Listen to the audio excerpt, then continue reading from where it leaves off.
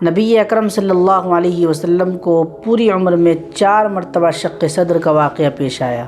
پہلی مرتبہ جب آپ صلی اللہ علیہ وسلم حضرت حلیمہ سعدیہ کے یہاں مقیم تھے تو آپ صلی اللہ علیہ وسلم کے قلب مبارک کو چاک کیا گیا اور اس کے اندر سے سیاہ نقطہ نکالا گیا۔ وہ اصل میں گناہ اور معصیت کا نقطہ تھا، اور اس کے بعد آپ صلی اللہ علیہ وسلم کے قلب مبارک کو برف سے دھویا گیا تاکہ گناہ اور معصیت کا ذرہ برابر بھی اثر آپ صلی اللہ علیہ وسلم کے دل کے اندر باقی نہیں رہے۔ دوسری مرتبہ شق صدر کا واقعہ آپ صلی اللہ علیہ وسلم کو 10 سال کی عمر میں پیش آیا۔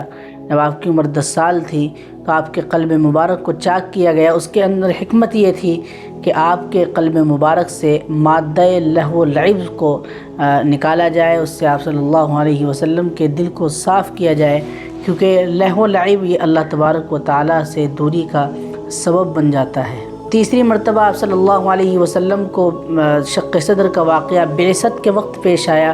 اس میں حکمت یہ تھی کہ آپ کے قلب مبارک کے اندر وحی الہی اور علوم الہیہ کو برداشت کرنے کی صلاحیت پیدا ہو جائے۔ اور چوتھی مرتبہ شق صدر کا واقعہ آپ صلی اللہ علیہ وسلم کی عمر میں معراج کے موقع پر پیش آیا، اور اس میں حکمت یہ تھی کہ آپ صلی اللہ علیہ وسلم کے قلب مبارک کے اندر دیدار الہی اور براہ راست اللہ تبارک و تعالیٰ سے ہم کلامی کی صلاحیت پیدا ہو جائے، اور دیدار الہی کی برداشت کرنے کی صلاحیت آپ علیہ الصلاۃ والسلام کے اندر پیدا ہو جائے۔ گویا 4 مرتبہ حضور کو شق صدر کا واقعہ پیش آیا، اور ہر مرتبہ کے واقعے میں اللہ تبارک و تعالیٰ کی ایک جدا گانہ حکمت تھی۔